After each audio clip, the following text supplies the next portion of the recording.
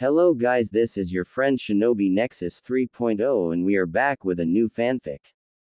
What if Naruto was betrayed by Konoha and rose as the fox's heir? Kakashi, Tsunade and Jiraiya Part 1. And if you enjoy this fanfic, then please press the like button and subscribe to my channel for more fanfic like this. And now start a fanfic. Hiruzen Sarutobi took another deep slow inhale of his pipe and exhaled it, the plume of smoke rising to the ceiling. It had been a stressful night and he felt the tobacco was well deserved. Not that I wouldn't still be enjoying it regardless, he thought. Interrupting his thoughts on self-indulgence, was the feeling of a large and familiar presence incoming. He signaled to his Anbu behind him to open the window in preparation. The chakra he was feeling was significantly agitated. This wouldn't go well. In the blink of an eye, a man with a large frame and long white hair filled with spikes was standing rigidly in front of his desk. Ah, Jiraiya. Welcome home. Has your research been going well? Hiruzen questioned the Sannin with an even tone. Cut the shit, sensei. Hiruzen didn't flinch at his student's response outwardly, but the words had their affect. He knew Jiraiya would be in a bad mood, but he was in more trouble than he had initially thought. Very well. You may see the boy as soon as we are done here, but first I would like to brief you detail. His circumstances are extenuating and difficult. He's been living alone the last year and a half. The orphanage refused to take care of him properly anymore. The villagers still see him as less than human, not able to look underneath the underneath, and many of the shinobi are still bitter towards him. With each sentence the Hokage spoke, Jiraiya tightened up more and more, shoulders rigid, flexing his hands into fists, his jaw muscles rippled in agitation, and his breath was escaping his nose in noisy bursts, not unlike an enraged bull. A lesser man would have seen the rage building in such an imposing man, a shinobi renowned across the elemental nations, and shied away. The third Hokage pressed on in a steady and calm tone, one that did not betray his true feelings. Despite the village's hatred being poured onto him without reason, the boy continues to be as warm as the sun towards anybody who will acknowledge him. His resilience and determination are astounding. He has even decided he wants to become the Hokage. Hiruzen smiled softly. At that, Jiraiya lost just a little bit of tension, head tilting the slightest degree to question the Hokage on how that came to pass. Lesser shinobi, those below the Jonin level, would have been unlikely to even see the movement. Sarutobi saw it, interpreted it, and prepared an answer for it without a moment's hesitation. He sees how the higher level shinobi are treated, and he sees the respect the office holds. It appears that instead of trying to return the village's hate through revenge, the boy wishes to avoid hate altogether, and instead become a shinobi worthy of the village's respect. Despite the strong pride Jiraiya felt in his chest at hearing about the goal of his godson, he cut his Hokage off with a sharp tone. He should already have their respect. He's supposed to be seen as a hero. That's what Minato wanted. That's what you told me Minato wanted, what he asked for in his dying breath, Hokage-sama. Jiraiya's voice level never raised, but instead became more rage-filled and intense as he spoke, before spitting out Hiruzen's title and honorific. Sarutobi, a man who was tempered, tried, and tested by 3 great shinobi wars, countless smaller battles and skirmishes, and decades in the office of the Hokage, flinched at it. A visible reaction from the Hokage at all was unheard of.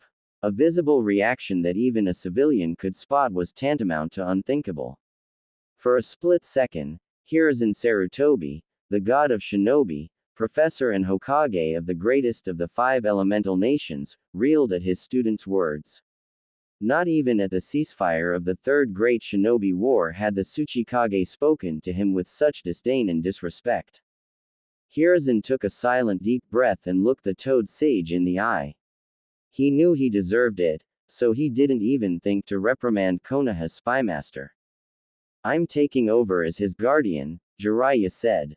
I will not allow Minato and Kushina's legacy to be tossed to the side like trash. He deserves the love that they would have given him, to be raised how they would have wanted him to be raised. He deserves to be seen as the hero that they wanted him to be, and I'll be damned if he won't get it.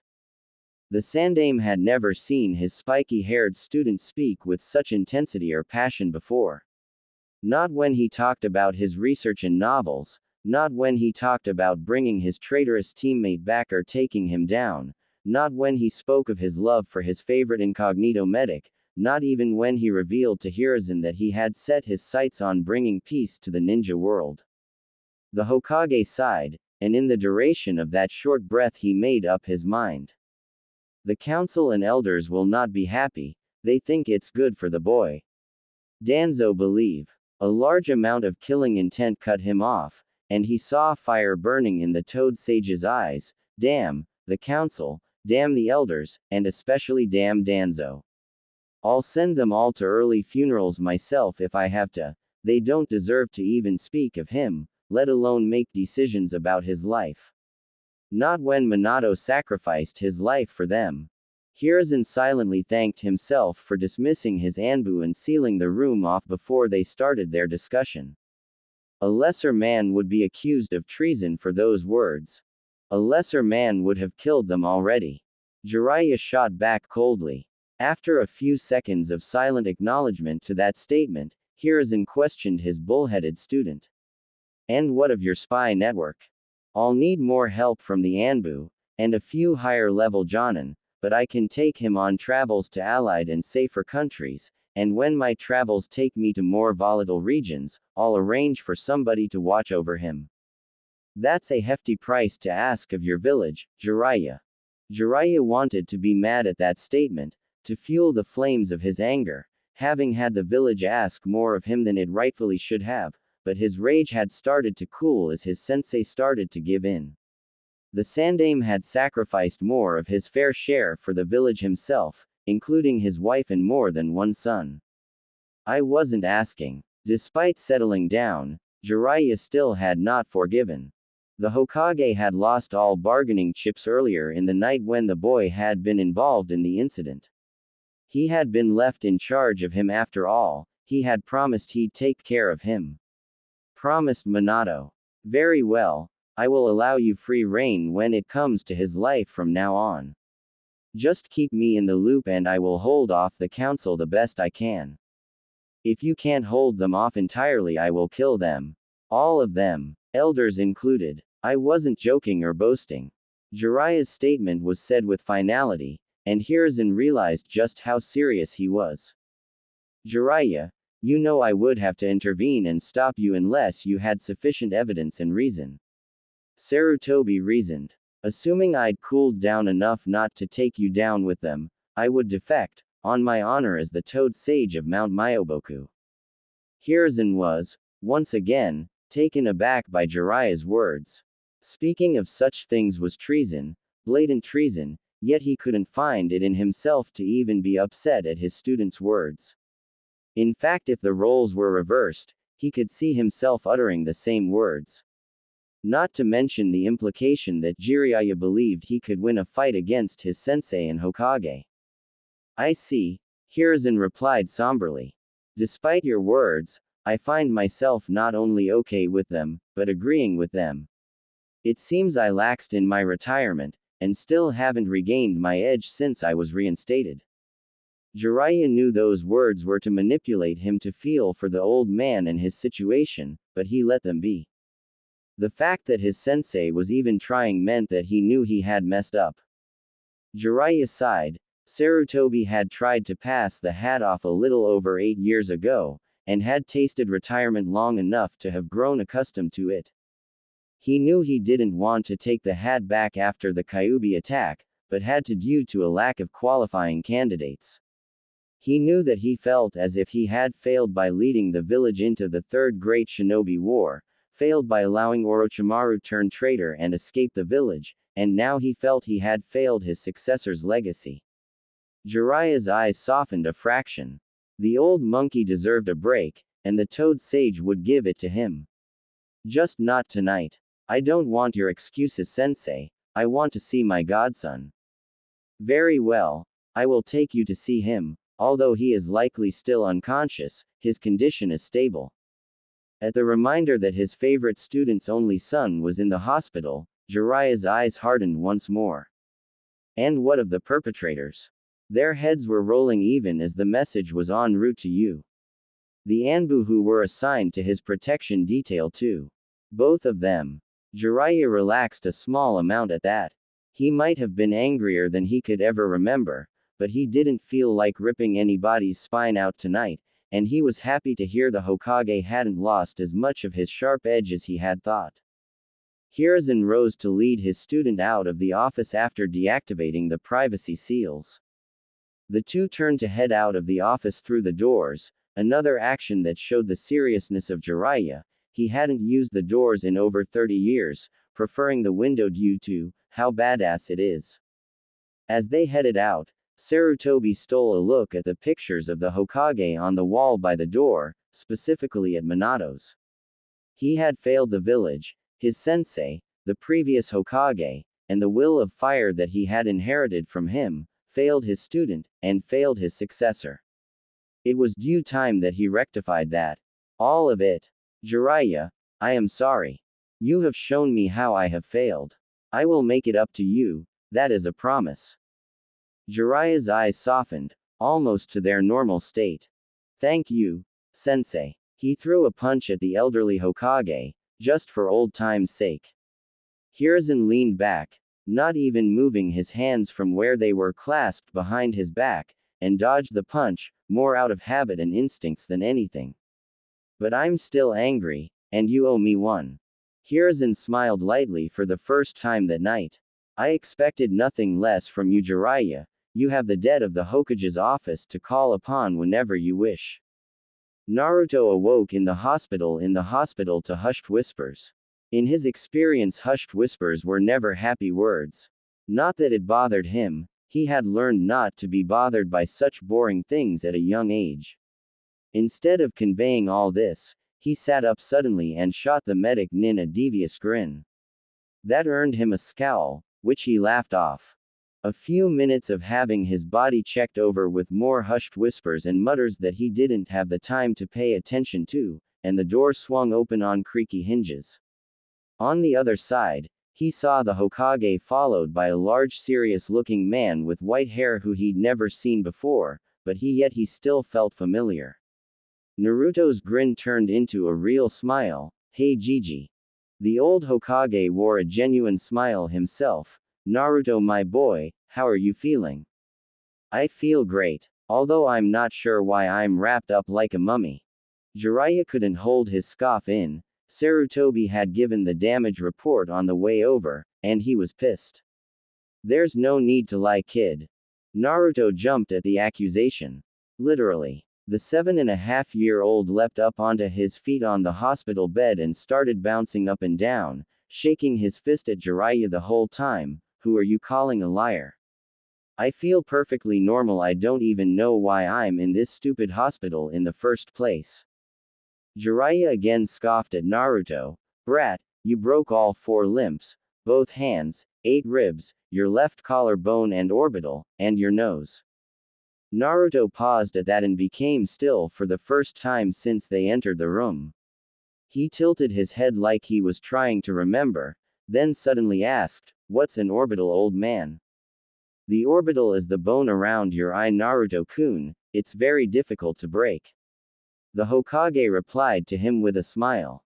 The boy's unpredictability never ceased to amaze him. Oh, sorry, old man, I was talking to the other old man, not you. I must be pretty awesome to have broken it though. The matter of factness that Naruto said this with set an already tense and sensitive Jiraiya over the edge. Who are you calling old, you little runt?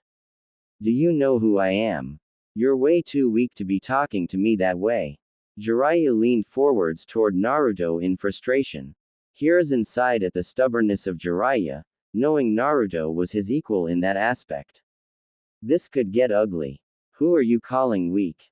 I'm gonna be the Hokage someday. I could take you on right here right now, believe it. Naruto leaned forward toward Jiraiya in anger, butting his forehead against Jiraiya's strange forehead protector. The two butted heads for a few seconds, on the verge of having steam pour out of their ears, before cooler heads prevailed. Or rather, a cooler head, now Naruto, I'm not sure you're ready to take on one of my students just yet. Naruto backed off at that, but didn't back down all the way. Instead, he eyed Jiraiya as if he was trying to see what he was made of. Jiraiya leaned back and put his hands on his hips, smiling, thinking that his sensei had put his stubborn godson in his place. I think I could take him, Gigi. His hair is even whiter than yours. The toad sage sweat dropped at that. After a few seconds of feeling bad for himself, Jiraiya started chuckling, which caused the Hokage to start himself. Naruto looked on incredulously at the fact that he wasn't being taken seriously. He truly believed he could win against the white-haired man. I have to say, Sensei was spot on with his descriptions of you. Jiraiya's tone softened. Seriously, Naruto, how are you feeling? Past anger and frustration forgotten in the sincerity of the large man's tone, Naruto smiled sheepishly and rubbed the back of his head. I feel fine. A little sore and a little confused. Actually, a lot of confused. Why am I here? You were beaten up by some drunk villagers. They did quite a number on you before one of our Jonin stopped them. Kakashi had actually done more than stop them. In fact, Sarutobi thought the swift execution they were given might have been merciful considering the injuries Kakashi had inflicted in his rage. Yeah, I remember that. Naruto looked down in embarrassment for a second before looking back up and questioning, but the grumpy fox told me he was gonna heal me completely, and I feel fine, so why am I here? Hearing his reply, the two older men's eyes steeled and the atmosphere took on a more serious edge. Hiruzen yet again found himself silently thanking the privacy seals he had put in place. He didn't need even more rumors spreading about Naruto and the nine-tailed fox Kyuubi no Kitsune. It was Jiraiya who responded, "What fox, kid? The big grumpy one in the sewer, or I guess he said he was in my head. Why does my head have a sewer in it?"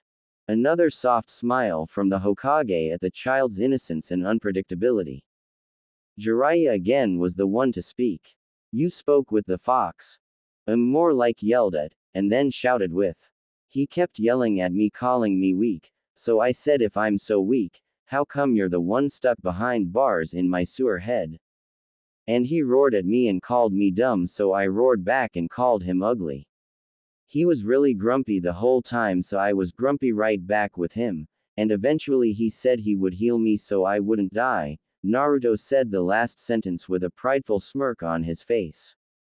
Jiraiya was thinking that just maybe, he should feel a little bit of empathy for the demon fox that attacked his village. Awfully nice of such a grumpy old fox. I think he was just pretending so he'd look scary though.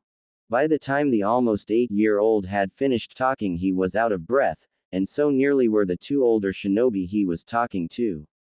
Jiraiya shot the Hokage a questioning glance and then another.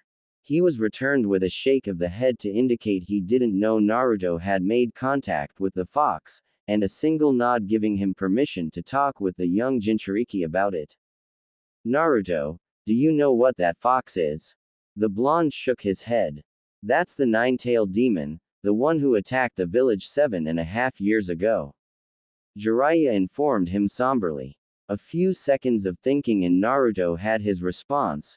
"Nice try, old man. He's not a demon, he's just a really big fox.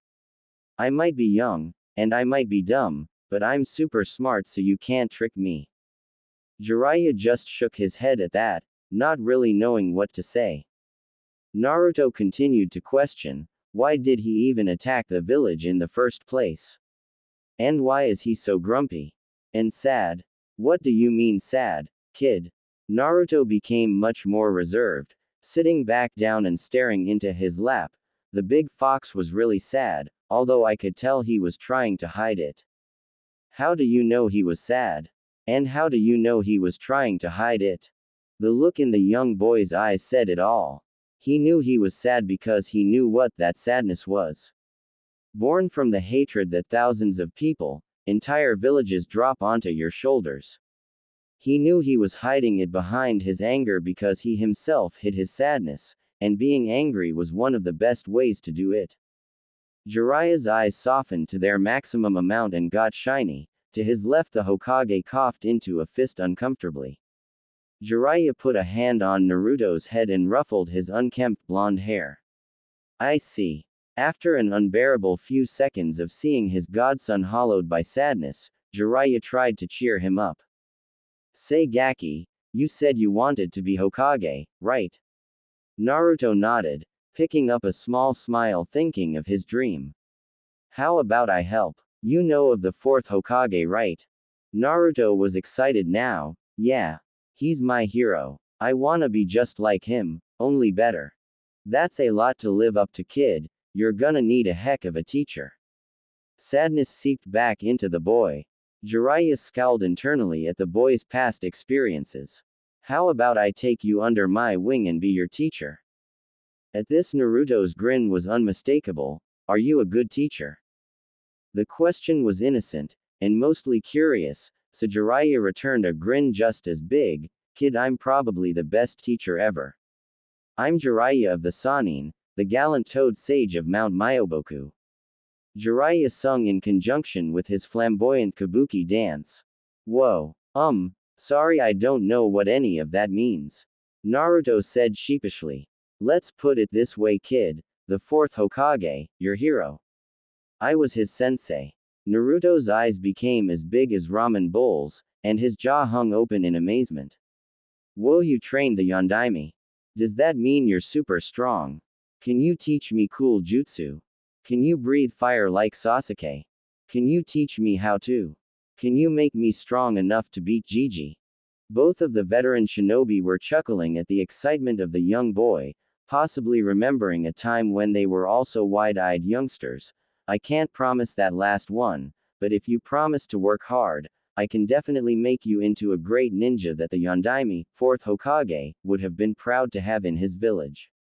Hearing that, Naruto's eyes somehow got even bigger, and much wetter. He rubbed them on the back of his arm and noticeably tried to keep them from leaking. Hey, it looks like you already know one of the shinobi rules.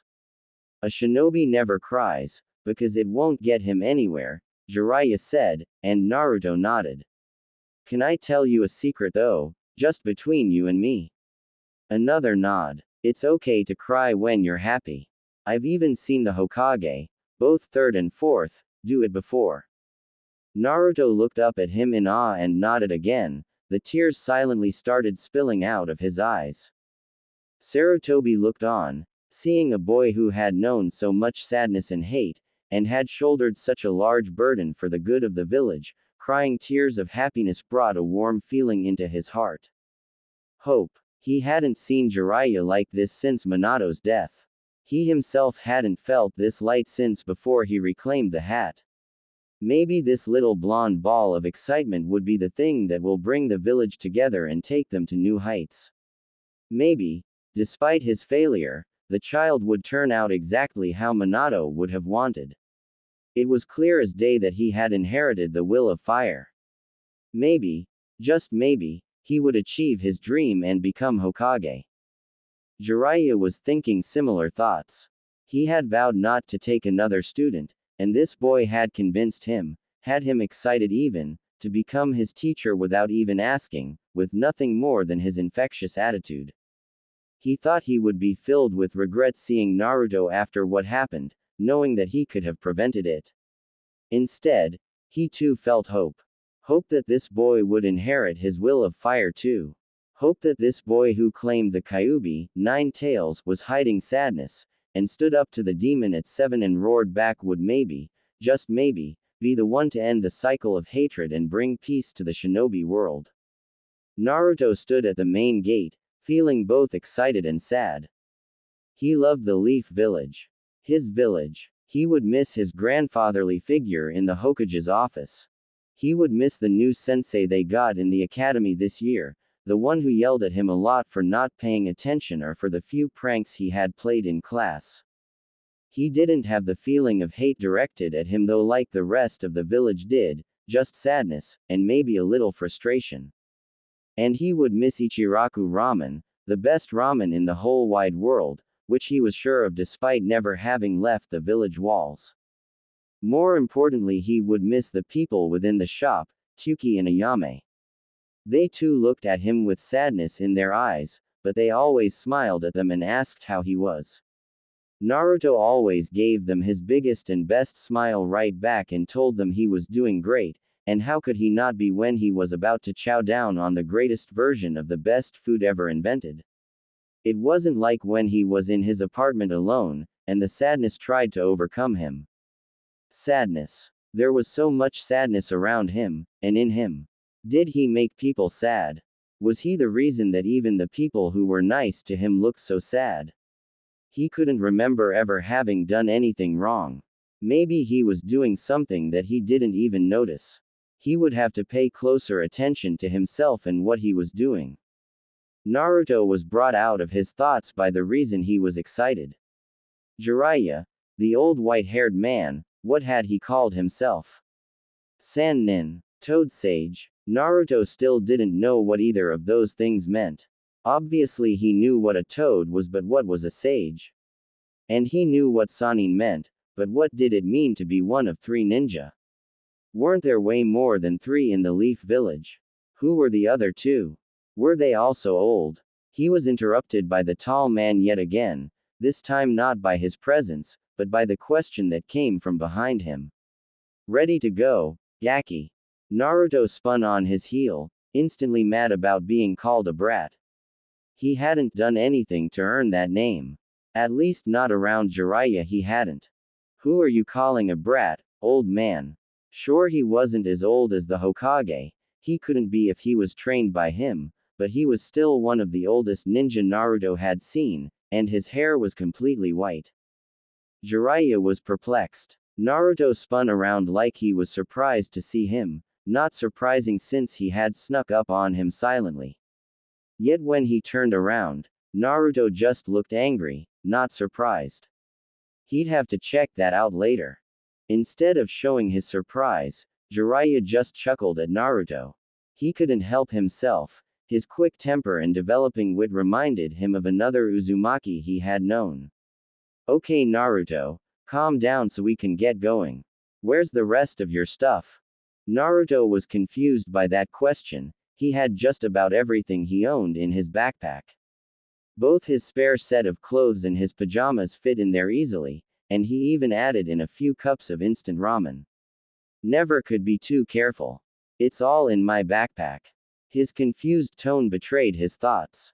Jiraiya felt rage boil deep inside him yet again. Maybe he should make a trip to the council and lop a few heads off. It was early morning, he still had time after all. I was just asking so I could show you the first of many things you'll be learning as my apprentice. Naruto lit up at that, which he loved to see, but he still felt guilty. He still hadn't told him he was his godfather. How could he after seeing how he lived? The kid would probably hate him after that. Best to wait till they made it back to the village in a few years. Jiraiya pulled out a basic storage scroll, one of his own making, and showed it to Naruto. Naruto balked at this a bit, thinking he was gonna see a super cool new jutsu that would help him become Hokage. Instead this old man pulled out a scroll. Maybe he was starting to lose it. It's just a scroll, he questioned. Oh ho. But just watch what it does. Here, hand me your backpack. Naruto thought about it for a second. He didn't wanna give up his ramen, but the Toad Man seemed pretty certain and even excited. Plus he had called him his apprentice, that means he would buy him ramen if he destroyed his current stock, right? He slid his backpack off and handed it over. Jiraiya took the backpack and slung open the scroll and laid it on the ground with a smoothness and ease that showed his wealthy experience. He put the backpack on the middle of the scroll where Naruto saw a bunch of scribbling in a vaguely organized pattern. Jiraiya put 2 fingers on a certain part of the scribbles, and suddenly his backpack disappeared in a puff of smoke. Jiraiya was showing off a bit, making a storage scroll seem like a super complex technique, but he was only human, and he wanted to see the smile on his godson's face. He put 2 fingers on the scroll, looked up at Naruto, and channeled his chakra to activate the scroll. He felt more than saw that the backpack was gone, sealed away into the scroll. He was looking at Naruto's face, and could see the wheels turning in his head. Here it comes, he thought with a mental chuckle. You jerk. Naruto ground out, I had ramen in there and now it's just gone. There were 8 cups in there. That's almost 2 full meals. You better be replacing those. That was not what Jiraiya had been expecting. Hilarious as Naruto's reaction was, he could feel the threat in his voice, and while he was 20 years too young to even consider beating him in a fight, he could still make his life hell on the road. Jiraiya threw his hands up in defense. Whoa, just take it easy there, big guy, nobody has to get hurt. This is a storage scroll, and one that I made myself, perfectly I might add. The backpack and your precious ramen have just been stored in the scroll. All you have to do is channel some chakra here, he pointed to the part of the seal that controlled the rest of it, and think about your backpack coming out. Your chakra is a part of you, and will respond to your thoughts. In truth, using a sealing scroll was even less complicated than that, but giving him some chakra theory lessons without him knowing it wouldn't hurt him. Naruto's eyebrows furrowed at the instructions, and his mouth scrunched to one side in concentration. Finally he relented and asked, how do I channel chakra, Jiraiya-sensei? Jiraiya felt a great amount of pride swell up within him, and not just at being called sensei for the first time. It was clear that Naruto had tried his best to figure this out on his own, had tried to think through how the scroll worked and maybe even the different ways that he could use it. He was already looking underneath the underneath, even if it was just a little. Well, my precious student, that received a smile from Naruto, whose face had still been mostly contorted in concentration, have you learned how to access your chakra? Naruto's eyes looked upward like he was trying to remember, and then he looked back at Jiraiya and nodded. Good. Then think about it like this. You want to start molding, or accessing your chakra. Then you want to slowly feel it moving down your arm, and pushing out of your fingertips. As I said before, chakra will respond to your will, it's not just a part of you, it is you, but since you're not experienced with it, it could take some time. Why don't you give it a shot? Naruto nodded and sat down cross-legged in front of the scroll. He brought his hands up in front of his chest in the ram seal and started to access his chakra. Jiraiya-sensei had called it molding, he liked that better, it just felt right. He didn't really feel any change, but he could feel his chakra swirling, so he let go of the seal and placed 2 fingers where Jiraiya had shown him and tried to push his chakra out through his fingers. The feeling was instant, like a wind rushing through an open window, and suddenly there was a loud pop, and apprentice and student were surrounded by a large cloud of smoke larger than an elephant. Coughing and waving his hand in front of his face as the smoke dissipated, Jiraiya informed his student, little too much chakra there, Gaki, but we can work on your control later. Naruto was only half listening. He was more focused on the ramen in the backpack that he was currently hugging and protecting like his life depended on it. To be fair, in Naruto's mind, his life did depend on it. This was ramen. After a few seconds of his precious reunion with the lifeblood that fuels future Hokage, Naruto realized what happened. Whoa, sensei, I did it. Can you store other things in the scrolls? You said you made this one, can you teach me how to do that? Can you store people in the scrolls? What about chakra? What about buildings? A tree? Can I store my arm in one? Jiraiya was increasingly perplexed by Naruto's questions. Unpredictable was an understatement, but he was content with the curiosity the boy showed. And he learned to channel his chakra out of his fingers in no time flat, for it being his first go at it. He would make a fine shinobi one day, of that Jiraiya was sure, maybe even a great Hokage too. Ho ho ho, slow your roll there, Blondie, we can get all those questions answered on the road, but we should get going so we don't waste too much time. Plus you probably alerted the Anbu with that giant cloud of smoke, so we should get going to ease their nerves. Have you said bye to everybody you wanted to? Jiraiya kicked himself a little even as he asked the question, knowing he had very few people he could interact with in a positive way. The boy didn't look upset or sad as he had expected though, just like he was in thought. I saw Tuki and Ayame at breakfast this morning. I didn't get to say bye to Gigi or Aruka sensei though. He thought the Hokage would be too busy to say bye to, plus he had seen him last night when he had gotten him out of the hospital. He wasn't sure if he knew Aruka sensei well enough to say bye to him, or even if Aruka actually liked him, but now he wished he had gone to see him. Well, we'll be back before ya know it, kid, so why don't we get going? Naruto nodded at that. He didn't wanna disturb them anyway. The two spiky-haired leaf citizens walked up to the checkout desk, where a couple of newly minted chunin were on watch duty. Jiraiya checked them out, showing the scroll from the Hokage that gave Naruto permission to leave, and the two started walking through the gate. They had made it about 20 yards when Naruto felt the Hokage behind him. He whirled around and ran at the older man, tackling him with a hug. The elderly Hokage held his ground and returned the hug. Naruto, you would leave without saying goodbye to your old grandfather figure. My old bones could barely carry me this far out of the village to come find you. Naruto scoffed at this. Old man, you're the Hokage, that means you're the strongest in the village, that old person act won't fool me. Naruto harumphed, crossing his arms in stubbornness. My Naruto, not much gets by you does it? Naruto nodded, except maybe the presence of your favorite academy teacher. Sarutobi rotated to give Naruto a view of the man standing behind him.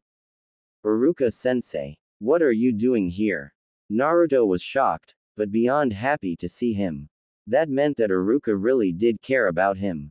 One more person to add to his list. Now Naruto, you didn't think that I'd let one of my favorite students leave without saying goodbye, did you? Aruka leaned in close to whisper in his ear, and just between you and me, I think you might be my favorite out of all the other students. You can't tell them I said that though. Naruto nodded very seriously and whispered back, don't worry sensei, your secret is safe with me. His voice grew louder, a great shinobi never reveals secrets, and I'm gonna be the very best. It's going to take a lot of work to become the best ninja and Hokage Naruto, and you'll have to listen carefully and learn from Jiraiya whenever he's speaking, and pay close attention to his actions to learn from those too. Naruto didn't look sad at the news of how hard it would be. His chin was up and his chest was puffed out. He looked determined. But I can see that you already know that. I have no doubt that you can do it, Naruto. Aruka donned a happy smile thinking about it. I believe in you completely. Naruto was shocked at this. He had only known Aruka sensei for half a year, and here was saying he believed he could become the Hokage someday. His eyes started to water for the second time in as many days. Jiraiya had told him it was okay to cry out of happiness, but he still tried to hold it back. It wouldn't do for the future Hokage to be seen crying every single day.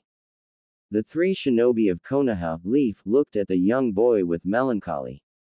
Such a young boy shouldn't be so overwhelmed emotionally at what amounted to a fairly small gesture. Every young child should have somebody to believe in their dreams. It was unfair. This is my doing, Hiruzen thought, and he could barely stomach that fact. Never again will I allow my inattentiveness to harm this village or anybody in it. Hiruzen interrupted Naruto's emotions before he could let Waterworks begin.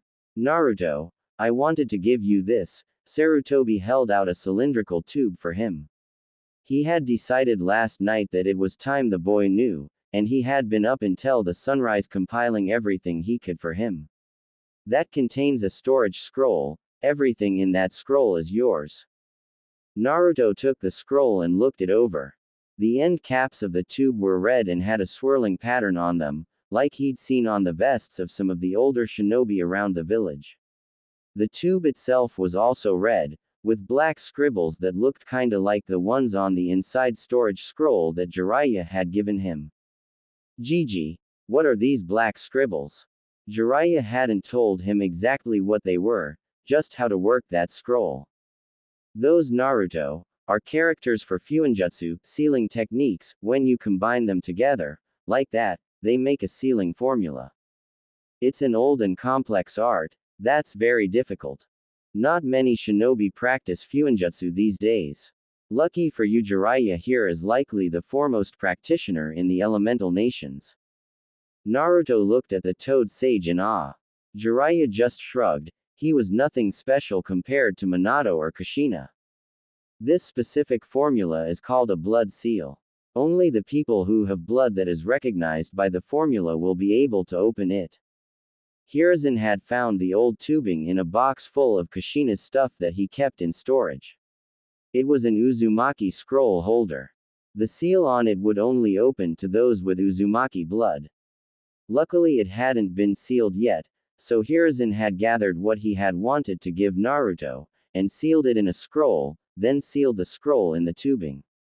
Now only Naruto or Tsunade, to his knowledge, could open it. Jiraiya will show you how to open it later. I'm sure you're excited to get going on your trip. You bet, old man. By the time I get back I'll be strong enough to take that hat right off your head. Hiruzen and Iruka chuckled at this, which frustrated Naruto for a second before he too joined in.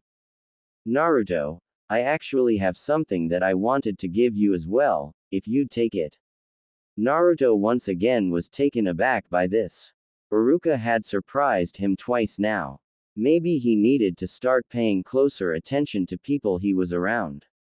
Iruka reached into his pocket and pulled out a leaf. It looked like any leaf that he had seen fluttering about the village, about the same size, too small enough to fit in even his 7.5-year-old palm. This one, however, looked like it was made out of clay, that had been hardened and painted the correct shade of green. He didn't really need a paperweight, but he took it from Iruka anyway and bowed as he thanked him. I know it's not as interesting as a storage scroll or as cool as a sword or anything like that, but I thought it would be a reminder of home for you. You could look at it after a long day of training, and remember why you're doing it, remember what your goals are, and the people you're trying to get strong enough to protect, and the village that you will one day be the leader of. Iruka said with a growing smile. He didn't know how, or even why, but this little blonde student of his had wormed his way into his heart and taken root there, and he suspected there was no way of getting him out. It was all too much for Naruto. His eyes watered again, but this time he couldn't stop the tears from falling, not that he was even trying anymore. The two people standing in front of him meant so much to him. They believed in him, and were trying to help him. They gave him gifts. Nobody had ever given him a gift before. Not even on his birthday. He would cherish both these gifts forever. He made up his mind right then and there. He would become Hokage, and yes, he would do it to gain acknowledgement from the people of the village, but that was secondary now. Now, he would gain the strength to protect the people that already acknowledged him, that believed in him, that he considered precious. That's why he would become Hokage, to protect his loved ones. Jiraiya put his hand on his shoulder. We should get going, Naruto. Naruto nodded and ran up to the Chunin and Hokage and did his best to hug both of them in his much too little arms. Thank you, both of you, so much. I promise I'll become the greatest ninja either of you have ever seen. He whispered to them. The determination in his voice was something that Sarutobi hadn't seen in most of his jonin. It was nearly impossible for an academy student, he could practically feel it. This boy was truly something else. Naruto stepped back away from them, his electric grin reappearing on his face in a more typical Naruto fashion. Gigi, Iruka-sensei, I'll see you when I get back. Old man, you better have that hat fitted for my size by then. And sensei, we can fight when I get back, I promise I won't beat you up too bad. Something else indeed, Hiruzen thought. You know Naruto, Sarutobi finished with, I hear young Sasuke-kun also wants to be Hokage. You better work really hard if you're going to beat it. Naruto was distraught at hearing this and turned to his newly acquired teacher. Come on Jiraiya-sensei, we gotta get going so you can start training me. I can't lose to Sasuke, he's a jerk. Naruto started tugging on Jiraiya's sleeve, trying to drag him along the road, much to the Sanin's amusement. He did turn over his shoulder and waved to the Hokage and his academy teacher one last time before turning back and marching away from the village in determination. Once he was out of earshot, Iruka leaned towards the Hokage. Forgive me Sandaime-sama, Lord Third, but I haven't heard that Sasuke wants to be the Hokage. How did you find that out? Sarutobi sported a knowing smile and let loose a chuckle, something he'd been doing a lot while around Naruto. I didn't, but Naruto doesn't know that, and a rivalry amongst young boys is a tried and true method to motivate them. Iruka didn't like keeping the truth from his students, but he supposed the third Hokage had a point. Toad Sage and apprentice had made quite a headway to the southwest, and were setting up camp about 2 hours short of nightfall. Normally Jiraiya would keep moving until after sunset, but Naruto had a long and emotional day, not to mention an extremely rough night after being hospitalized. Still in the land of fire, they had plenty of trees for cover, and they made camp about a mile into the forest, far enough away from the road to avoid all but the very best sensors. They were in a small clearing, large enough to hold 2 tents and a small campfire while still leaving enough room for Naruto to train if he was up for it. Jiraiya made 4 shadow clones to go set up a perimeter of seals and barriers, never could be too careful.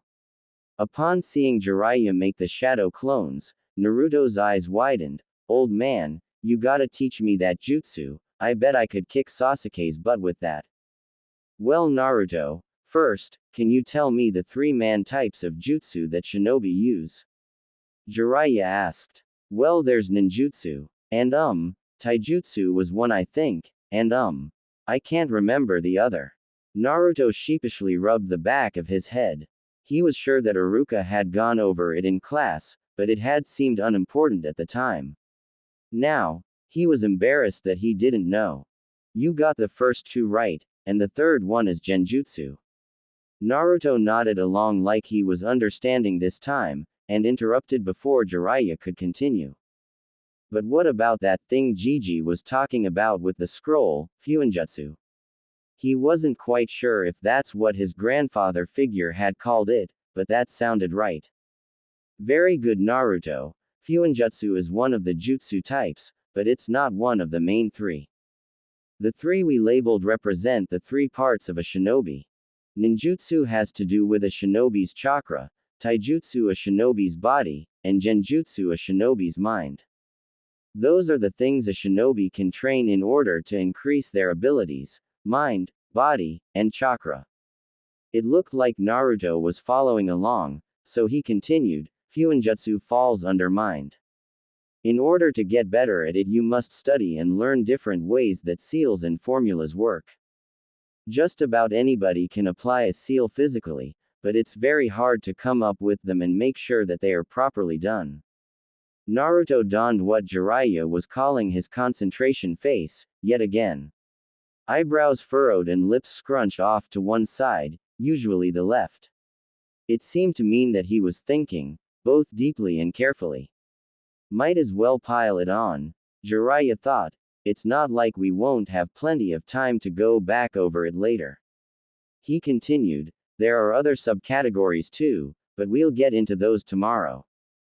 Naruto was nearly overwhelmed. He never knew that being a shinobi was so complicated and had so many things to worry about.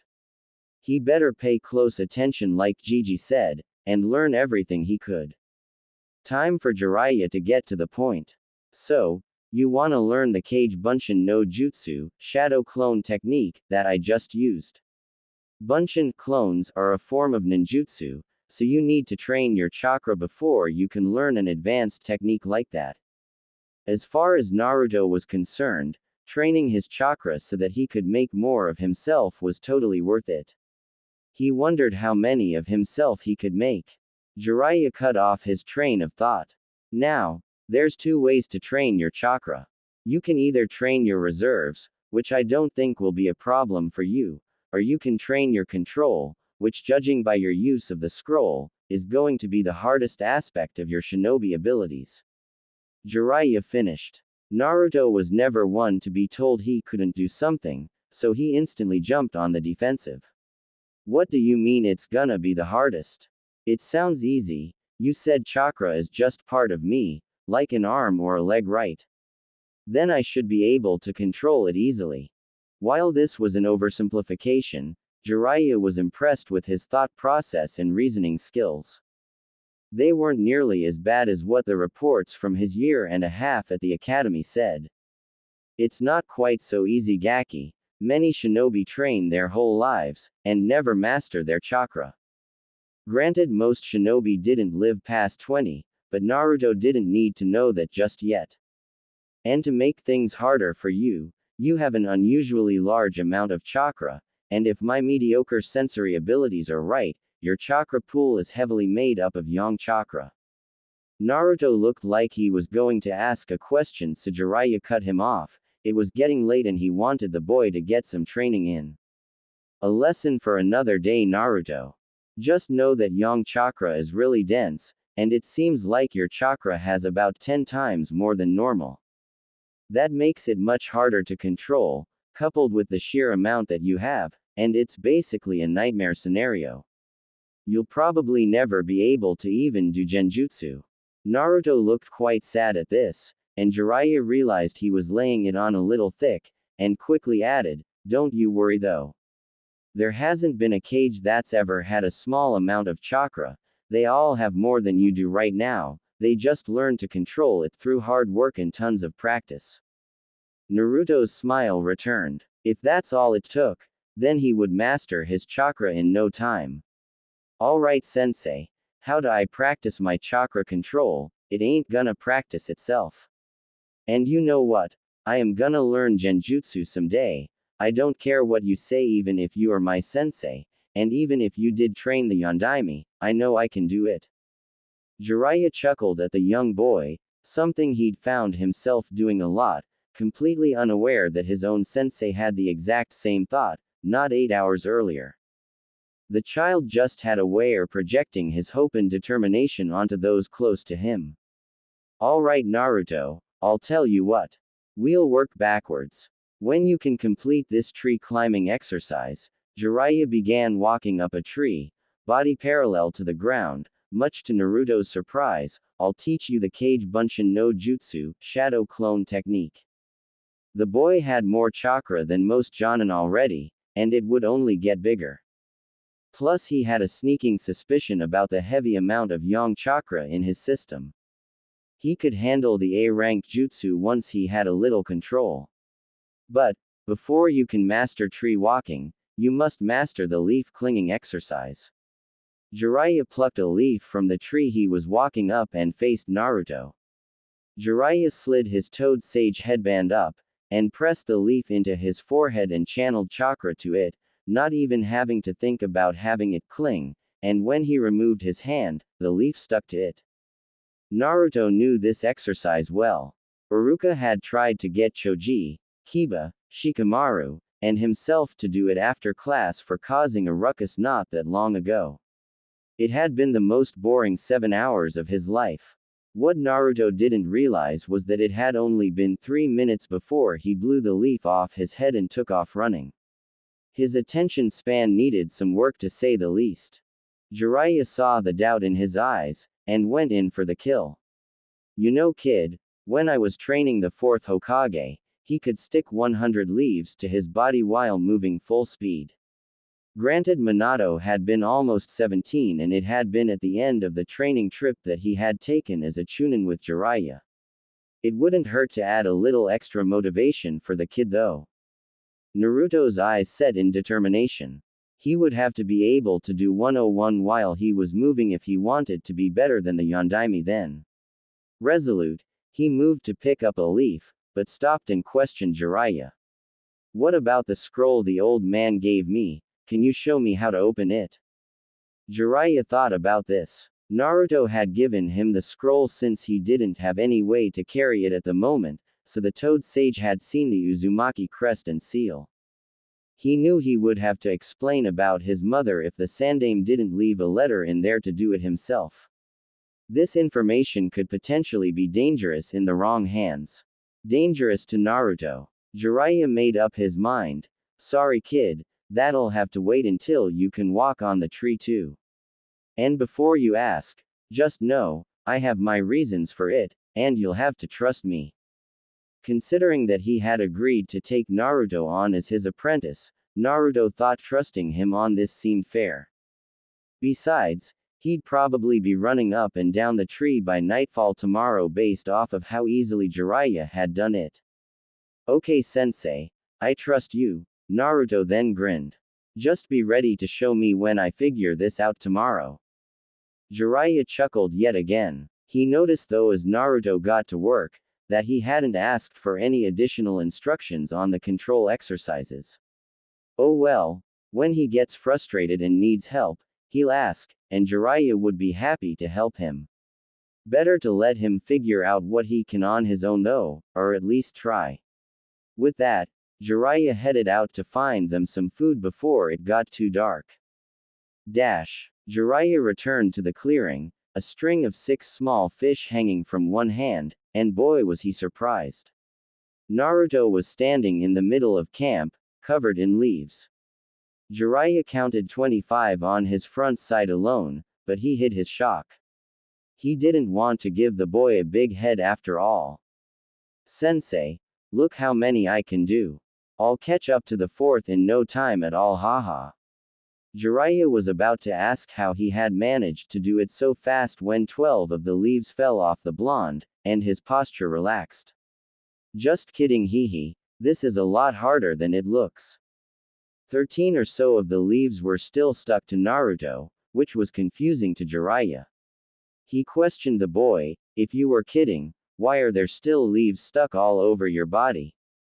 Oh, these ones are clinging using the tried and true lick and stick method. Naruto demonstrated his words by picking up one of the fallen leaves, licking one side, and sticking it onto his skin. Now that Jiraiya looked, every leaf that was still attached was on exposed skin.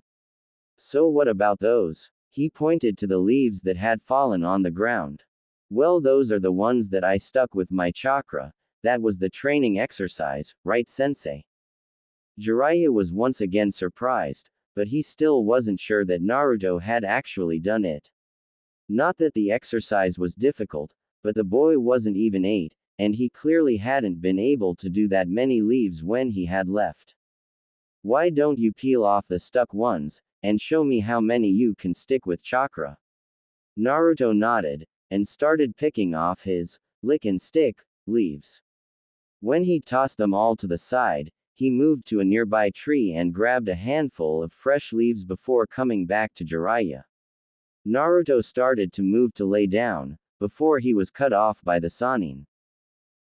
What are you doing there, Yaki? Getting the leaves in place obviously, old man. Naruto replied before laying all the way down on his back. He then started placing the leaves over his body in even increments until he had about 15 laid out. He closed his eyes, and made his concentration face, willing his chakra to hold the leaves in place. When he felt that they were secured, he very slowly started to stand back up, doing his best not to disturb the leaves. After several seconds, he was standing, now grinning, in front of an only shocked Jiraiya. The Toad Sage couldn't believe it. The boy had just gained 2 leaves seemingly in between 2 different attempts, without failing even one time. This level of talent was generally classified as prodigious. He wouldn't go so far as to call the boy a prodigy yet, considering this was just one exercise, but he wouldn't be surprised if he turned out to be one, considering who his father was. Never mind the fact that he had cheated at the exercise. He had circumvented what was likely a lack of pure control, most likely from his sheer amount of chakra, by inventing a new way to go about the exercise. And he had done it without one single clue from an outside source. Simply amazing. You cheated, brat. Again, it wouldn't do to let him develop an ego. What do you mean I cheated? I even grabbed fresh leaves so you wouldn't think that I'd lick them. Naruto was upset at the accusation. He had done it all on his own, he couldn't understand why he was being accused of cheating. I know that, but there are different types of cheating. There's cheating to pretend you can do it, and then there's cheating to find a different way to do it. Basically, you took a shortcut by laying down. The leaves are meant to go on one at a time to demonstrate full control, and in a way where gravity will make them fall if you don't use chakra the whole time. What you seem to be doing is getting them in place, and then coating your whole front side in chakra to make them all stick at once. Naruto's face was falling at the explanation, so Jiraiya marched on with it. Still, you have to control the output properly, which is impressive, and the ingenuity that you showed coming up with that strategy isn't something I want to discourage. That cheered the boy right up, and it should. Not more than an hour after initial instructions and he was already blowing away any expectations Jiraiya had for the next 2 weeks. You can keep doing it your way for now, and we will work on finer control later. It'll probably be quite the challenge for you to even get one down given the amount of chakra you have. Naruto just nodded at this, but something shifted in him. His determination was nearly radiating off him, and suddenly Jiraiya thought he might not have as much trouble as he initially expected. Well, let's get some food in us, you must be exhausted after the last 2 days. If you wanna work on the control after dinner, you're more than welcome to. Naruto nodded again, and Jiraiya used a small Kaden, fire release, jutsu to light the wood that had been gathered earlier for a campfire. He noticed how close of an eye Naruto had been watching him with when he had done that and just chuckled internally. He remembered when he was young and was all about learning jutsu too. Back before the wars changed him. Naruto watched as his white-haired sensei sharpened a stick with a few quick movements and a kunai, and proceeded to stick the 6 fish onto it, making a kebab of sorts. As Jiraiya put the fish over the fire like a rotisserie, Naruto went over to his backpack and grabbed 2 cups of the ramen that he had brought with him. Hey old man, can you possibly boil some water for this ramen? Jiraiya nodded, but asked, do you really need to eat 2 cups? If you only brought 8 of them you'll run out in another day or 2. I'm only eating 1, the other one is for you. Naruto replied quietly, if you want it that is. Jiraiya knew that for whatever reason, this was a big deal for Naruto to be sharing his ramen. Sure I do, thanks Gaki. You're welcome geezer. Jiraiya let the nickname go this time. As Jiraiya prepped the meal, Naruto stopped paying attention and picked up 2 leaves. He stuck out his forearm and put both the leaves on top of it, one on his wrist by his hand, and the other right by the crook of his elbow, almost on his bicep.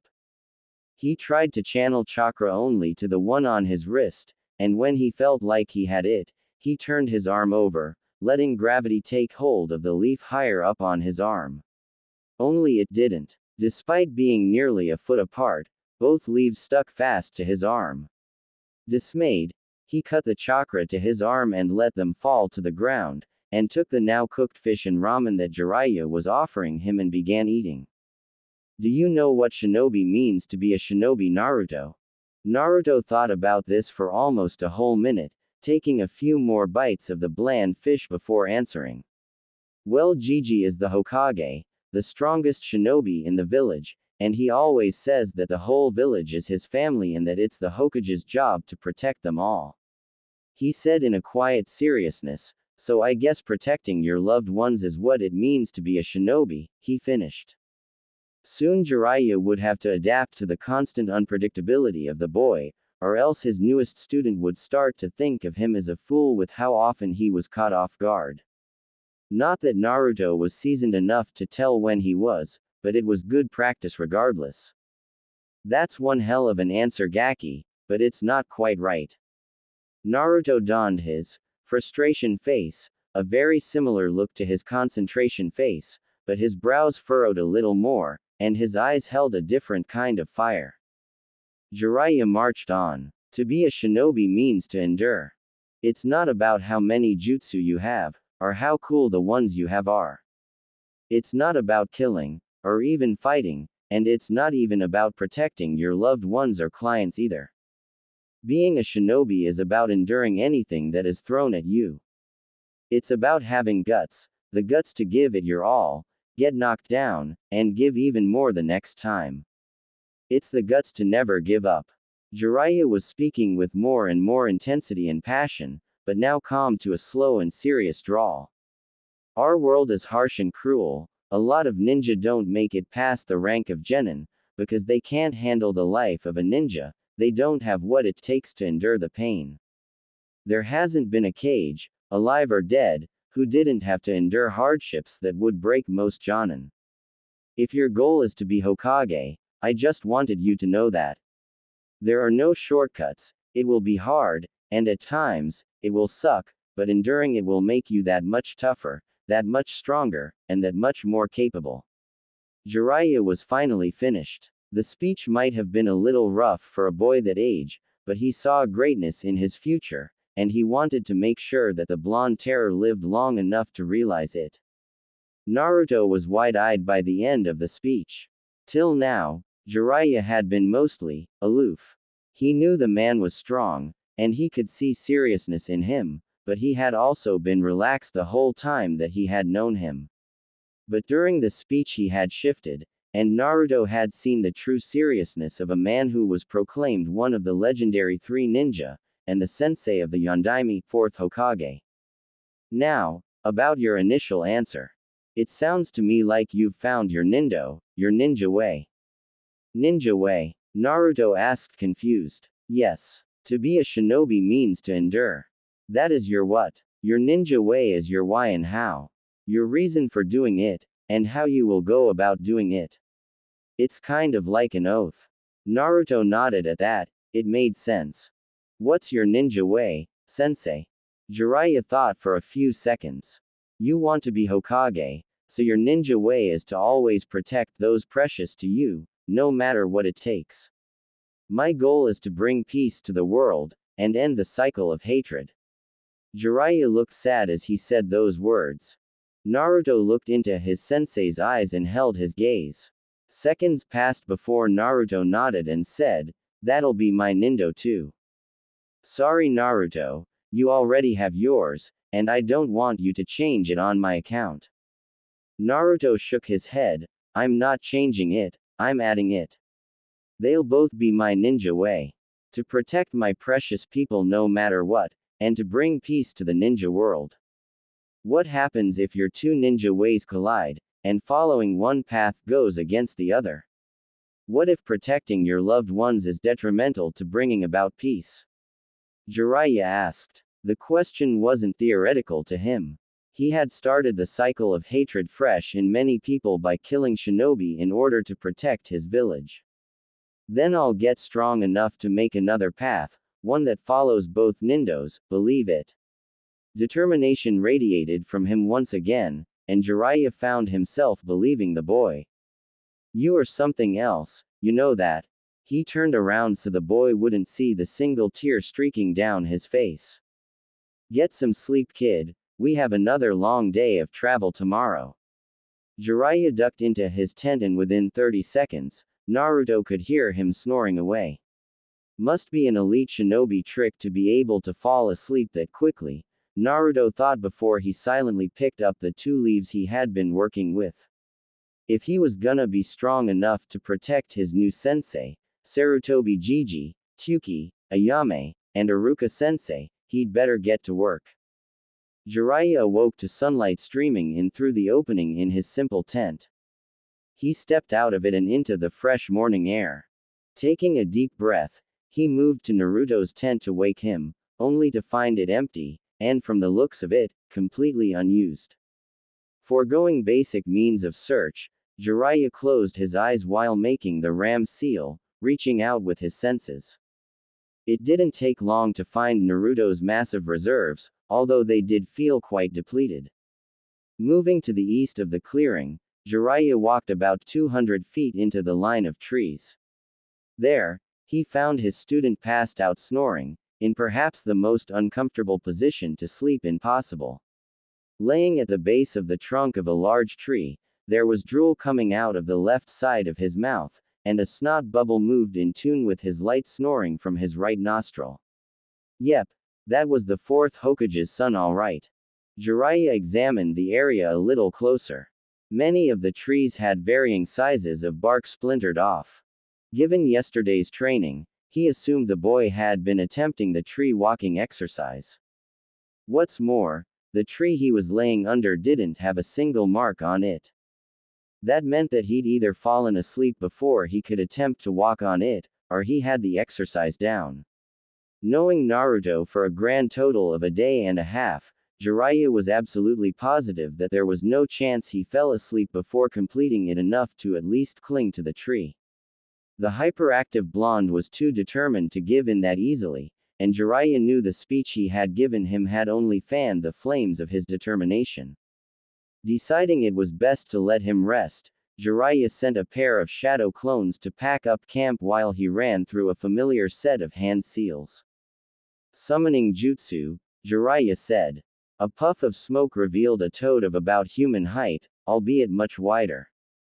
Gamma, this is my new apprentice that I sent word about. He seems to have overworked himself training last night. Mind giving him a ride for a few hours so he can catch up on sleep? The toad croaked once, which Jiraiya knew meant yes. He picked Naruto up easily, and secured him on his favorite summon's head. He was appalled at the makeup of the boy. He was nearly all skin and bones. What little muscle he did have was strong, probably a side effect of having the Kyuubi sealed inside of him. That would have to be one of the first things he would rectify. He couldn't handle the type of training that Jiraiya knew he would soon be begging for if his body lacked proper nourishment. His charge secured, Jiraiya headed back to camp to grab the sealing scrolls his clones would leave, with Gamma and Naruto in tow. It was nearly noon when Naruto finally awoke with a groan, sunlight beating down on him. Welcome back to the land of the living, Jiraiya let out cheerily. What happened, Gigi? Where are we? Jiraiya did not miss what he knew was Naruto's affectionate nickname for the Sandame. I thought Sarutobi-sensei was Gigi. Don't worry, I'm sure Gramps will like his new nickname just as much as the old one. Haha. Well, as long as you call him Gramps, I'll be alright with old man. Jiraiya shouted out lightheartedly. As for what happened, I was hoping you could tell me. I found you outside of camp passed out under a tree. You had a sizable dent in your chakra reserves too. Jiraiya decided to let the boy brag a little bit, so he tossed him an easy question: how many leaves can you stick to your body now? Just 2, and even that was insanely hard. Naruto sounded exasperated. Though 2 leaves in one day really wasn't that bad at all, progress was progress after all. This wasn't the answer Jiraiya had been expecting, however. Only 2, huh? I thought you'd have been able to do more than that by now. Jiraiya decided to push a little bit. Well, it's really hard to keep them in spot without using chakra all over my body. Naruto said, clearly frustrated. Plus, it takes more focus to keep my feet stuck to the tree, and I kept dropping leaves and having to walk back down to pick them up and start over again. It was so slow going. Naruto complained. There was the surprise that Jiraiya was already beginning to expect each time he spoke with the boy. Going from 0 to 2 leaves in one night was something a fairly talented older academy student could do. For someone his age to get down tree walking in one night was bordering on prodigy. But he had seen Naruto struggle to narrow his chakra to even half his arm. With the amount of chakra he had, even Jiraiya was impressed. Well, why don't you walk me through how you got to where you did, and maybe I can help you increase that number. Naruto proceeded to clue in his sensei on his late-night training. Flashback. Naruto had been at it for about an hour when he finally turned over his arm, and one of the 2 leaves on it floated to the ground. Yes, he half shouted, the word dying in his mouth when he remembered his new sensei was sleeping in the nearby tent. He wasn't sure he could contain his excitement the more he advanced, so he decided to move a little farther away from camp. Once he was far enough away, he proceeded to continue the same exercise, however this time, he added another leaf between the two. His goal was now to get the leaf in the middle to fall, and the two on the ends to stick when he turned his arm over. It took him about half an hour to get this down. The better feel he got for it, the quicker he seemed to pick up the next step. When he got to holding 5 leaves, and dropping 5, about 6 hours after Jiraiya had gone to sleep, he decided it was time to give tree walking a shot. He didn't really know how many leaves he would need to be able to stick before he would be able to walk up a tree, but he was too excited not to try. He walked up to the nearest tree and put his foot on it as he had seen Jiraiya do, and tried to channel chakra into it to start walking and fell flat on his back. Dumb tree. He brushed himself off and gave it another shot. This time he tried a lot more chakra, and before he could even put his full weight on the tree, the bark exploded, leaving a large dent on the tree. He rested his hand on the tree as he thought. Channeling chakra for the leaves hadn't been too hard, only condensing it to a small area had been, and no matter how much he used, the leaves never exploded. He had even gotten to the point where he could easily stick a leaf on the end of each of his 10 fingers. He found channeling chakra there even easier than it was to channel to his arms. He guessed that made sense though, he was much more used to using his hands for finer control over things like chopsticks than he was his arms. And my feet, he thought. All he used those for were walking and running really, maybe even the occasional jump if he was excited. He looked at the tree in front of him and decided to try his hands first. Reaching up, he channeled chakra into his hands, and stuck them onto the tree. He then flexed his core and bent his knees so that he was just hanging by his chakra-stuck hands. He made it a few seconds before his control slipped enough for him to lose his grip and he fell. The next time he tried it, he made it 30 seconds. The third time he had lost count at 2 minutes and let go because it became boring. This threw him into deep thought. It was obvious he could use chakra better in his hands than he could anywhere else. It also seemed obvious, to him at least, that this was because he was so used to using his hands for everything, that he not only used them for finer control, but he thought of them in terms of finer control. He pictured his hands and thought about 2 palms, which had a heel and a main flat part, and 5 fingers on each. Each finger had 3 sections except for the thumbs, which had 2. Then there were the tips of the fingers, which were different from the pads of them. He thought of them in small increments, each of which he could channel chakra to. He remembered the first lesson that Iruka had taught them when he got to the academy. He had only been awake and paying attention because it was a new sensei, and because he hadn't received any dirty looks from said sensei yet. The lesson was about the chakra system. It didn't make much sense to him then, but now when he recalled his favorite academy teacher, he remembered him saying there were points on the body where the chakra could be released. There wasn't one huge gate that chakra came out of, but a bunch of tiny little ones. He couldn't remember how many, or where they were, but if his newest sensei could walk on the tree, then there must be some in the foot. He tried to feel them in his feet, but felt nothing. He then tried to feel them in his hands, and thought he might have felt a vague something. It was less of feeling something, and more of just feeling that he could make chakra come out of certain areas, like he'd done it before. That checked out as far as he was concerned, so he began to think of his feet more completely. There was a heel, and inside arch, and the outer part of the middle of the foot. There was the ball of the foot, and the pad of it, as well as the pads of the 5 toes on each one. It didn't seem like there were as many parts to it as the hands, or at least parts that could come in contact with the tree. He guessed that was why ninjas used hand signs, and not foot signs, for jutsu. He figured his best shot was to try and focus on his heel, and the ball of his foot, as well as his toes. These were the spots that he was most familiar with because of walking and running. He put his foot on a different tree, and focused on the spots, trying to channel chakra to them individually. This time when he tried to step, he managed to lift his whole body up half a step before he slid back down to the ground. He grinned with excitement. That old toad man was in for a surprise in the morning. From there it was just trial and error trying to figure it out and get the feel for it. He found that if he tried to disperse his chakra into an area larger than his foot, that he had an easier time of staying securely in place. He'd mentally called this chakra leaking, as it felt like he was letting it leak from his control. It sounded counterintuitive, but it had felt right. Most importantly, it seemed to work. After another 3 hours, he could walk somewhat steadily up and down a tree, and had even started to try and stick leaves to his torso while doing it. Just as the beginnings of a sunrise began to creep over the horizon, he had passed out while staring up at his most recent tree. End flashback.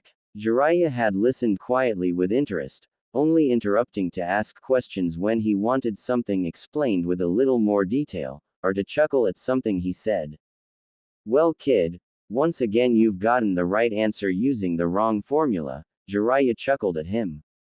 You're technically wasting a ton of chakra doing the, what did you call it?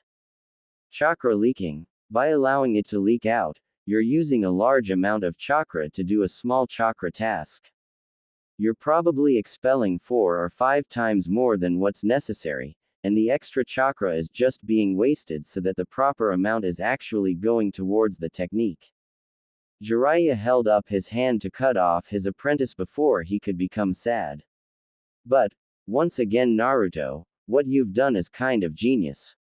You'll need to work on your control so you can feel locked in without using your chakra leaking method, but anybody else I know wouldn't be able to walk on a tree even a little bit with the amount of control you have. Sue, what does that mean exactly? Naruto asked slowly. He was trying his best to understand, but some of the things Jiraiya said just didn't make much sense. Frankly, you're really good at sucking.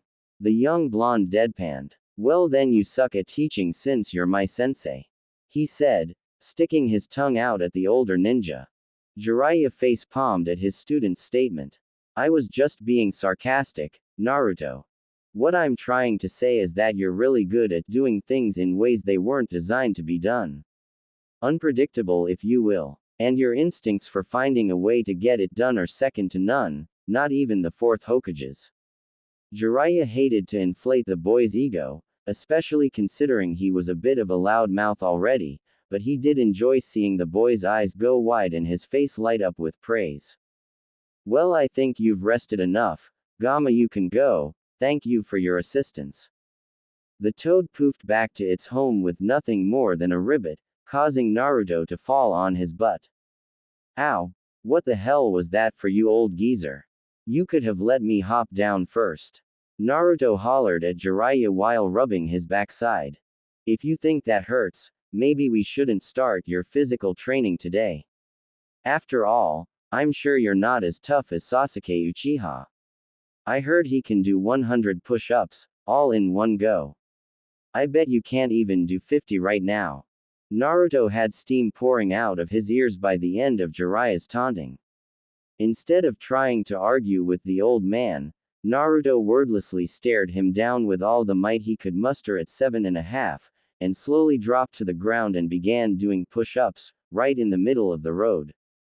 No kid, I didn't mean to do it right, oh whatever, let's see what you got. And, that's 88. Not too bad brat, definitely better than I expected. Naruto was still at the top of his last push-up, his arms were locked out, his face was red, and sweat was dripping off his nose onto the compact dirt road. Not done, yet. He managed to get out to Jiraiya. You know, you have to go down again to get 89. Can't. Jiraiya heard through ragged breaths. Then why don't you stop or drop? You can rest up and we can try again later, or do some other exercises. Won't let Sasuke win. Naruto was shaking like a leaf in a desert breeze at this point, and Jiraiya was once again impressed with Naruto's determination. It seemed he had inherited the indomitable will that made both his parents such strong ninja. Although he seemed to already be matching them in it despite his young age. Jiraiya shuddered at how terrifying this little blonde would grow up to be. Being the awesome and insanely handsome and great teacher that Jiraiya was, he put his foot on Naruto's back, and pressed him down so he had to drop out of his push-up stance. What the hell did you do that for, old man? You made me lose to that bastard, that's not fair. He couldn't tell if Naruto's face was red from the exercise, or anger at having, in his mind, lost. Life's not fair, kid, especially the life of a shinobi. You don't like it? Then do something about it. And watch your language, that's pretty foul for a 6-year-old. Jiraiya paused, if only fairly briefly, to ignore Naruto's indignant shout that he was, in fact, almost 8. It doesn't really bother me at all, but you don't want to pick up bad habits so early in life. He left out that he had picked up many bad habits, and Tsunade had punished him many times because of it. It wasn't worth the trouble, well, maybe it was to him. Naruto brought Jiraiya out of his train of thoughts. Fine, but what am I supposed to do about you putting your foot on my back? You're huge and probably weigh like 1,000 pounds. Naruto protested. Better get a lot stronger then, or come up with a way to skirt the traditional way of doing things. Naruto looked like he was going to protest, but his face froze in thought, and then he grinned. Jiraiya had seen that evil, malicious grin before from another Jinchuriki of the Kyuubi before. He was terrified, and it had nothing to do with the beast sealed in the boy. Moving along now, and completely disregarding that last train of thought, Jiraiya said quickly, I believe I owe you a jutsu. Previous devious thoughts completely forgotten, Naruto jumped up and pumped a fist in the air in excitement. Yes. One step closer to being the greatest ninja ever. Okay, kid, Shinobi lesson number 1, Jiraiya said, clearing out his ear with a pinky. Stealth and deception are a ninja's best tool, not a kunai, and not a big fancy jutsu. You gotta learn to control your emotions, whether they're good or bad. Jiraiya explained, it's okay to be loud when you're in the village around familiar people, but when we're out on the road, you might want to tone it down a little bit unless we've made camp. Jiraiya finished. How come it's okay to be loud at camp? Won't that alert possible enemies to where we are? Naruto questioned seriously. Jiraiya had to give the kid credit. He might have had the attention span of one of the Inuzuka's Ninken puppies, but he was curious in all the right ways, and asked great questions. Jiraiya told him as much. Great question, Naruto. Those shadow clones I send out place down seals on the perimeter of the camp. One of the seals they put down is a privacy seal, so nobody can hear us while we're in it. I'll show you some of the other seals tonight, and explain what they do too.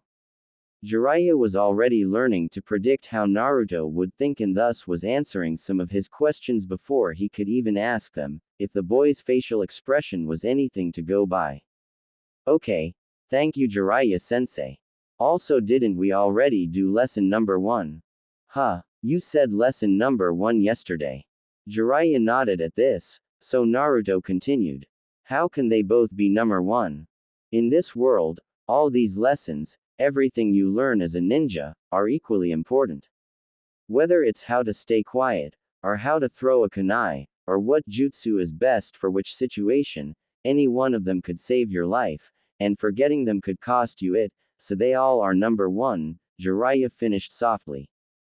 That doesn't make any sense, but I don't really care. Now teach me that jutsu so I can kick Sasuke's butt, you know. Naruto exclaimed, although much quieter than the first time. Jiraiya nodded and motioned for Naruto to follow him, and led him away from the road. Where are we going, Jiraiya-sensei? The young blonde questioned. The Shadow Clone Jutsu is a technique of Konoha invented by the Nadaime Hokage Tobirama Senju himself. Jiraiya explained. While the jutsu isn't exactly a secret considering how often it's used, and taking into account missing nin, it still wouldn't do to have any spies learning the technique in great detail, straight from the mouth of one of our elite ninja. Jiraiya, being an experienced spy himself, probably the most experienced in the elemental nations if he thought about it, knew nobody was following them. Going a little out of their way to drill a lesson into the kid wouldn't hurt them at all, though they were making good time anyway. I don't see any of our elite ninja around here, sensei. Are one of those Anbu guys with the masks following us in the trees? Naruto playfully said with a huge grin, making a big deal of shading his eyes and looking up into the trees. Jiraiya rolled his eyes in an attempt to quell his anger. The boy knew how to push his buttons, that was for certain.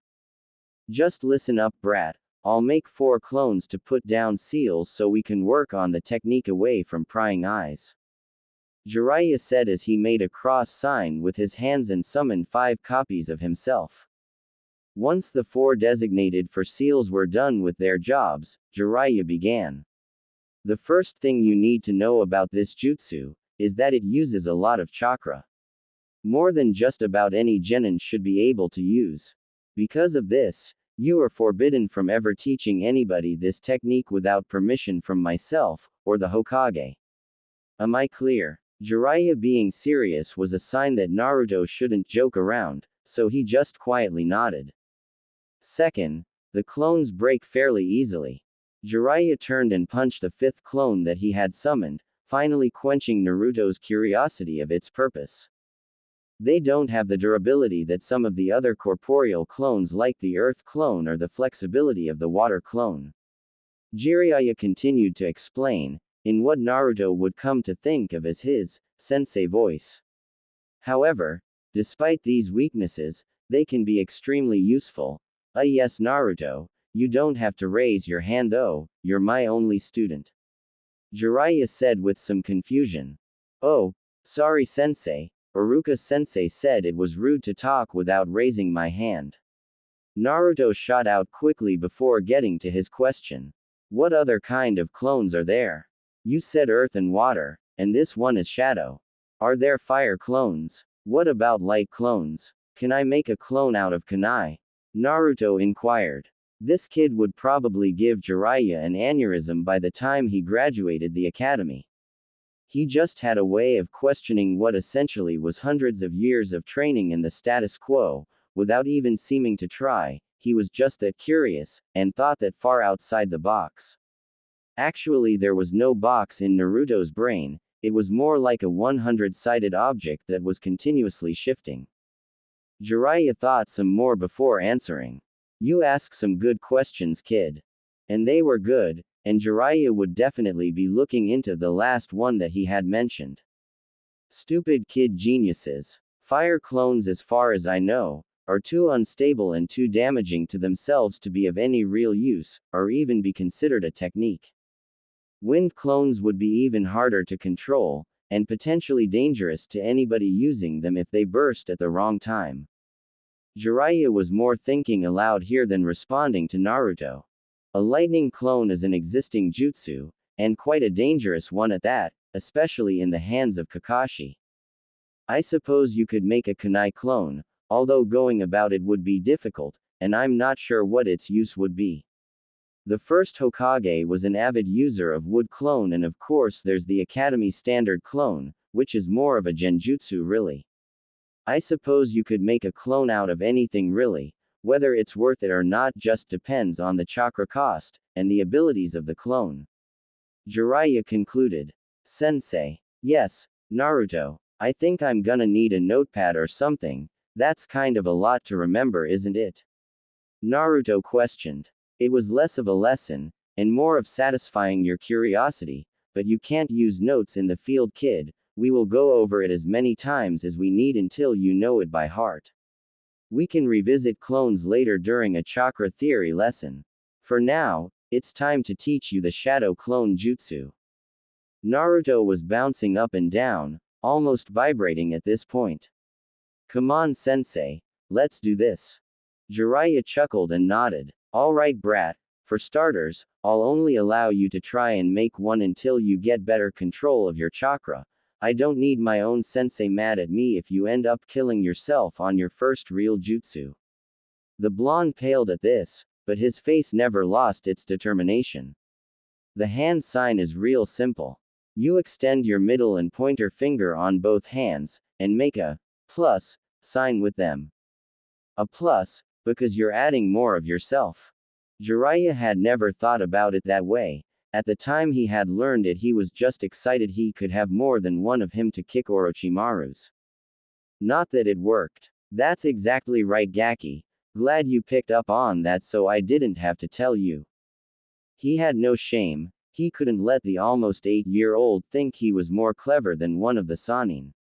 Now, when you're molding chakra, just picture your chakra forming into an exact version of yourself. Most people can't get it even the first few times, so we can try meditation to become more in tune with your body if you struggle with it.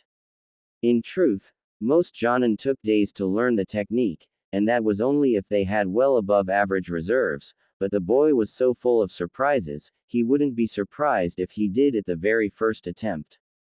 Alright, I think I got it, sensei. Just watch me, Kage Bunshin no Jutsu.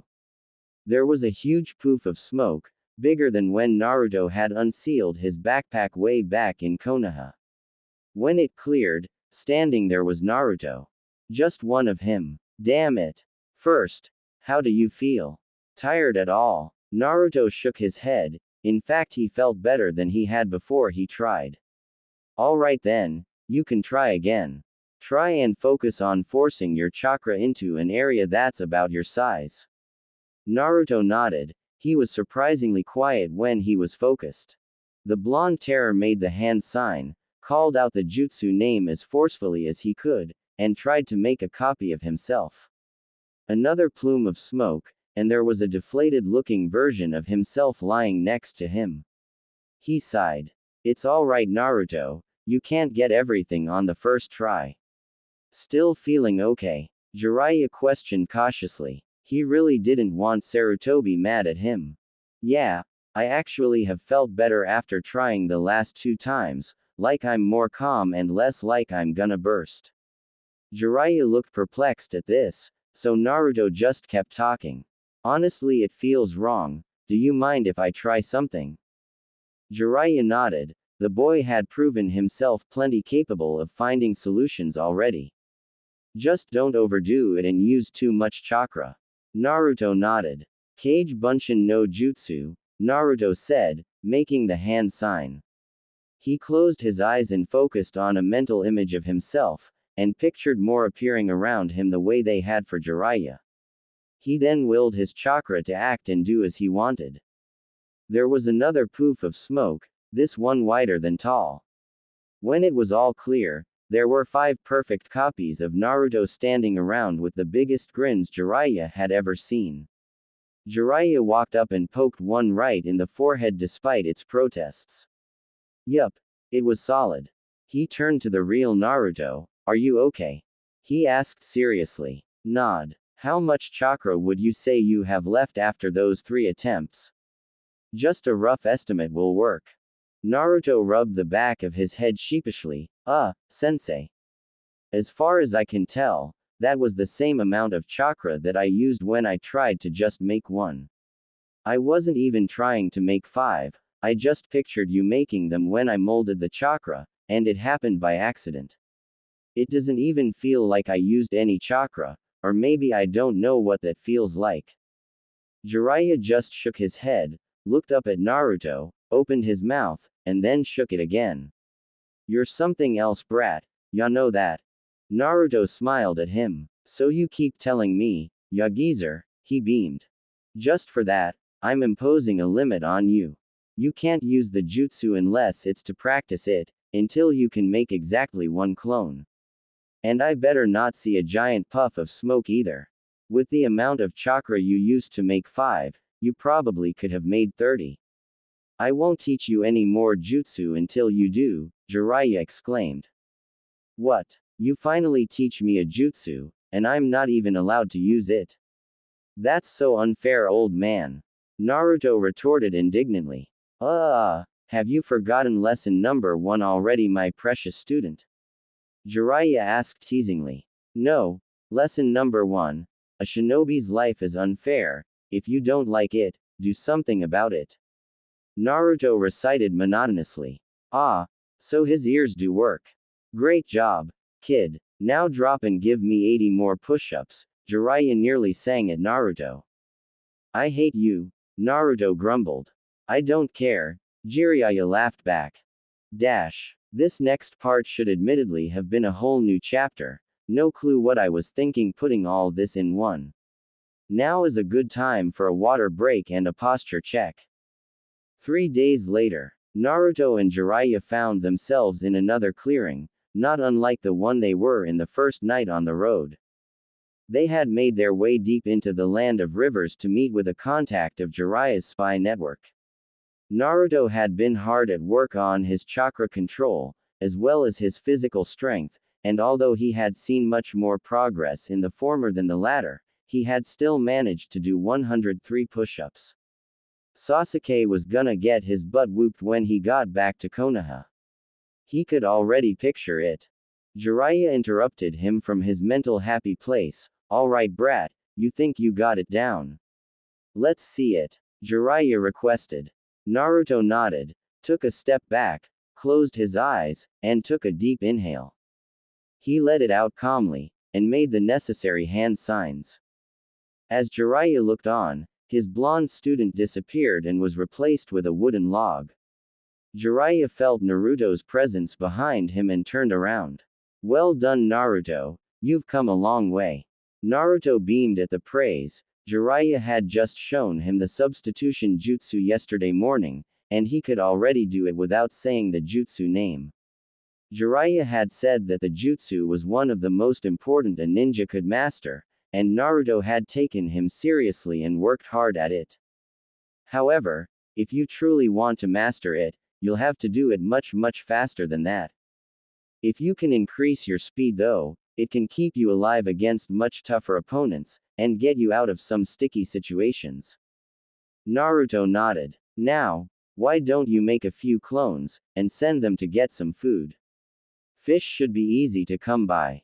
Naruto nodded again and made the sign, and popped 10 clones into existence. Jiraiya shook his head. It was like the jutsu was made for the kid. Despite only minor improvements to his chakra control, he'd gotten down to 1 clone, with minimal chakra smoke. It really wasn't fair. Sensei. Naruto waggled a finger at him with a smile. Don't forget Shinobi's lesson number 1. He giggled before sending his clones off to do his dirty work for him. Jiraiya sighed. Damn prodigies. Jiraiya reached into his vest and pulled out Naruto's scroll that the Sandaime had given him. Naruto, I think it's time you opened this scroll up. Do you really mean that, Jiraiya-sensei? Because you wouldn't let me earlier even after I completed both the tasks you gave me, he said cheekily. I wanted to wait much longer for this, but it seems you're determined to break that timetable by years, Jiraiya said. But there's some things you must know before I let you open it. First, this information was kept from you and the villagers because it's dangerous. Jiraiya was using his Sannin super powerful serious shinobi voice, so Naruto knew he was dead serious, but he was still confused. Knowing who his mother was is dangerous. Jiraiya seemed to catch onto his train of thought, and continued. Both of your parents were powerful ninja, and they both racked up quite a few enemies in their time as Leaf Nin. Not only did they have enemies, but your mother's clan feared across the elemental nations. That's why they were all but wiped out in the Second Great Shinobi War, Jiraiya said solemnly. I don't believe anybody in Konoha would try and harm you because of that, but they might try and take advantage of you because of your surname. It carries a lot of weight. When you become a Chunin or turn 16, you'll technically own a seat on the council. Technically he would own 2, since any Hokage's family name legally becomes a clan name according to the law. He wasn't ready to hear that though. I have a clan. What is it? What's my real name? Naruto didn't know what to think. didn't know what to feel, and his face betrayed that. There was a swirling hurricane of emotions written all over it. Uzumaki. That hasn't changed. I know they told you that it was just a random name given to some orphans, but you're the one and only that's in Konoha.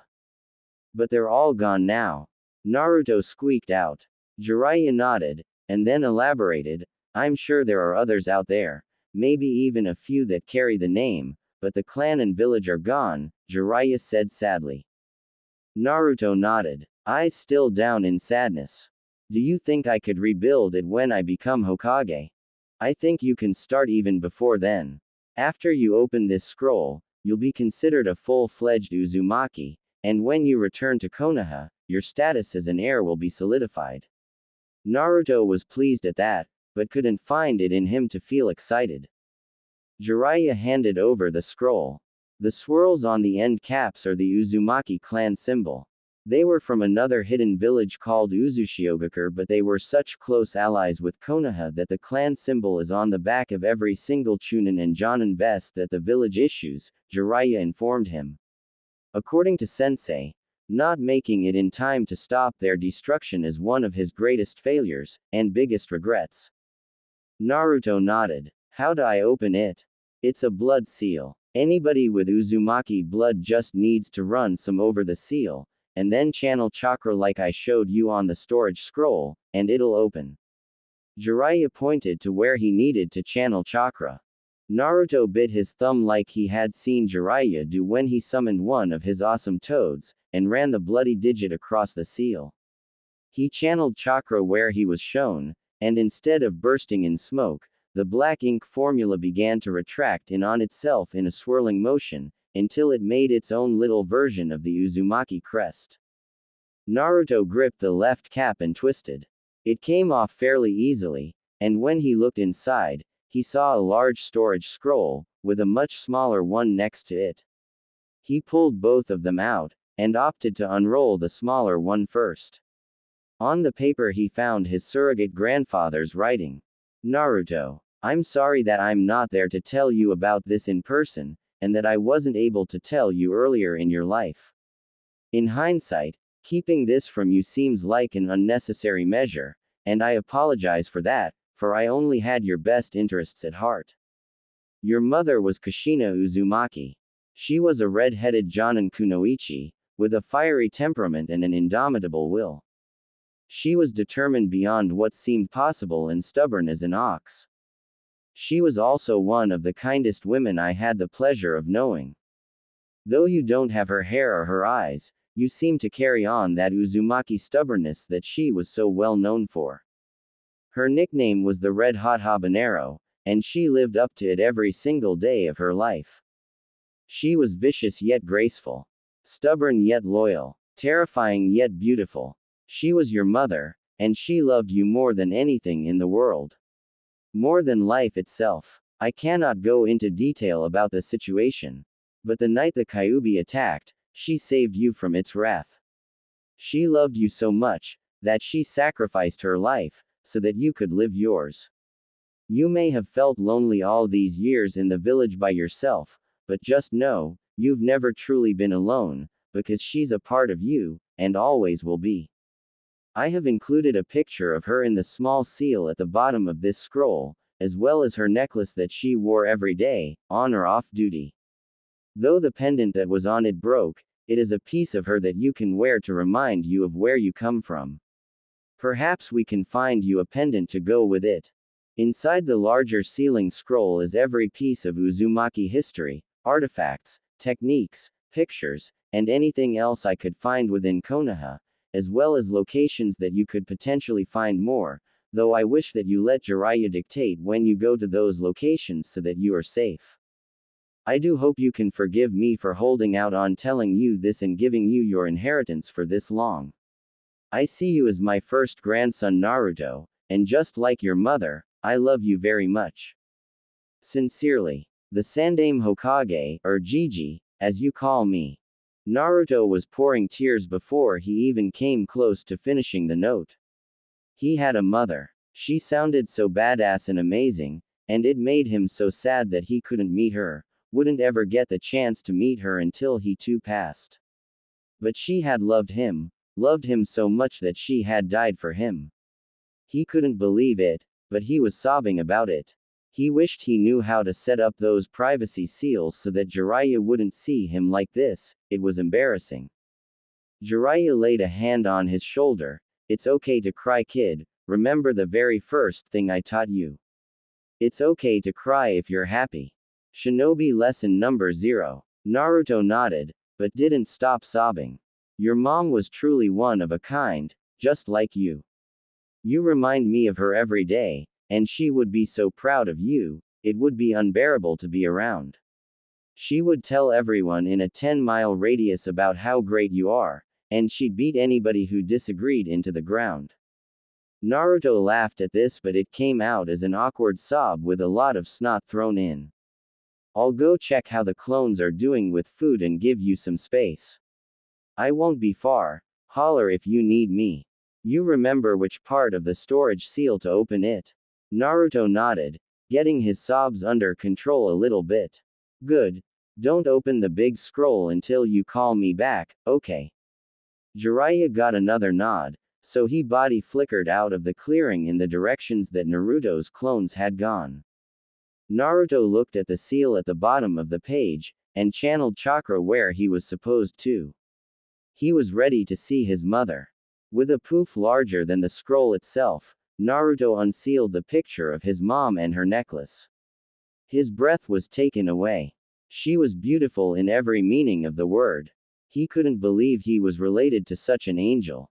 His mom was so pretty and so cool, that his dad must have been the coolest guy in the whole world to get to marry her.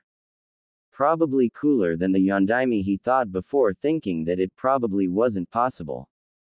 I'll rebuild the clan, and any Uzumaki out there will be welcome to come and rejoin. The Uzumakis will be a name that's respected once again, and they'll live in a huge compound in Konoha. I promise, he said quietly to her picture, as he put the peculiar necklace around his neck. It was just a blank leather cord, black and worn. Naruto hugged her picture and cried, bawling for what felt like hours but was probably only 15 minutes. When he finally felt like he was out of tears, he rubbed his eyes and took a deep breath. Once composed, he called for Jiraiya, and in seconds he was back in the clearing with the fish. I accidentally pushed your clones into the river and dispelled them. Hope that's not a problem, Jiraiya said, hoping for some comedic relief. Naruto gave a dry chuckle. It's fine, old man.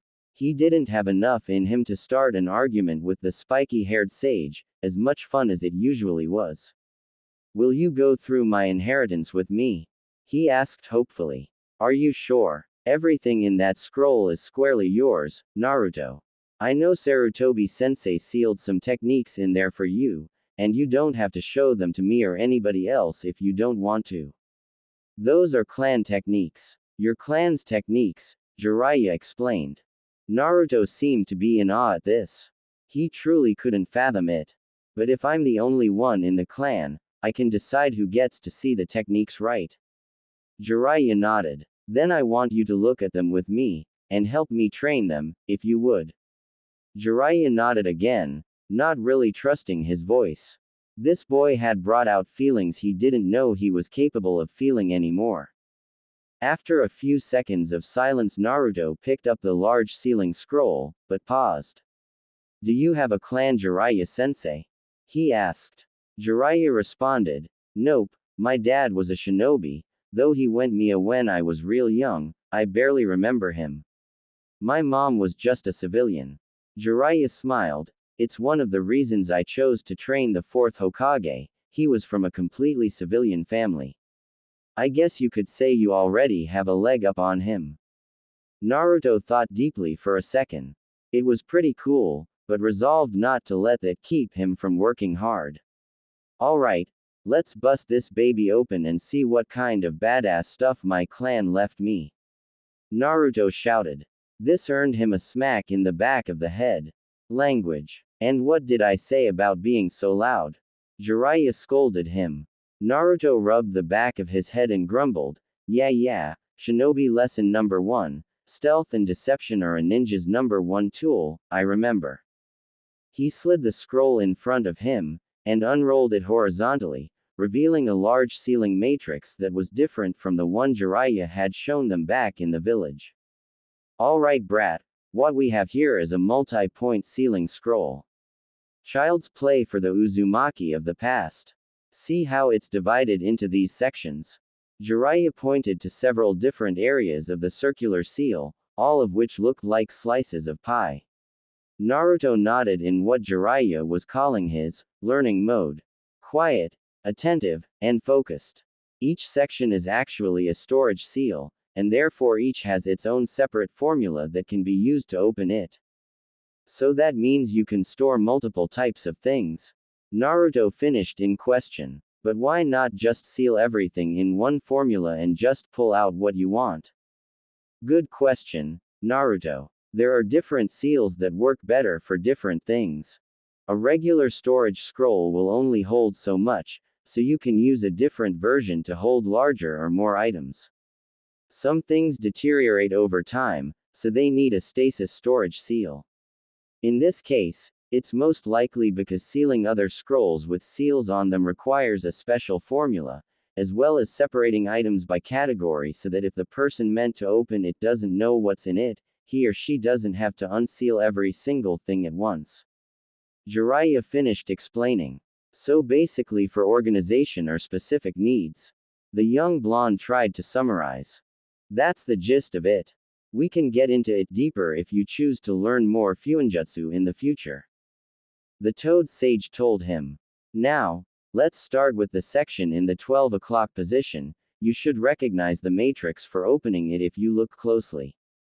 Jiraiya had spent some time over the last couple of days explaining the basic terminology of Fuinjutsu. Seals were made up of sealing formulas. Formulas are made of matrices, which dictate what the seals do. Extremely basic as there were more than a dozen more terms and exceptions to rules and whatnot, but the almost 8-year-old was nowhere near ready to handle all that. Naruto eyed the formula closely, and found what he was looking for. Using a fraction of the chakra he had the very first time, he channeled some into the matrix, and heard the telltale pop, and poof of smoke and found books. Maybe being in a clan isn't all that it's cracked up to be, he thought. He immediately tried to move on to the next section of sealing formula, but Jiraiya stopped him. Whoa, slow your roll there Gaki, aren't you gonna even look at those books? Naruto grumbled back, I hate books. They're dumb. Listen Naruto, I know they're not as exciting as jutsu, but those could be really important to your clan history. Hell, they might even contain some jutsu in them. Jiraiya exclaimed. This time Naruto's grumbles couldn't even be picked up by Jiraiya's enhanced hearing. What was that, kid? Naruto turned on him and yelled, I can't read okay. Nobody ever taught me. He hung his head in shame. He didn't like talking about it. The last time he had brought it up, his first academy teacher had ignored him, and the entire class had made fun of him non-stop for it. What do you mean you can't read? You read the Hokage's letter just now didn't you? The Sannin questioned. I know how to read some stuff, and Gigi knows which words I know well enough to piece together what he's saying, but most books are way too hard for me, and it takes forever. He grumbled, still looking down at the ground. Jiraiya took a deep breath, trying to quell the thoughts of murder running through his head. Sensei knew he couldn't read properly, and still did nothing about it. Unacceptable in Jiraiya's mind. Well then let's fix that. What kind of sensei would I be if I didn't help you learn? Besides, if I teach you now, I won't have to explain as much later on. Less work for me. Jiraiya gave the boy a smile, trying to cover up his anger. Naruto wasn't experienced enough to read Jiraiya's true feelings, so all he saw was his sensei offering to help him, and smiling at him. Naruto smiled back, okay geezer, but you can't make me enjoy reading. He shot back softly. I wouldn't dare to even try Naruto. Jiraiya chuckled back at him. With that, the two continued opening the sections, Jiraiya explaining what each was.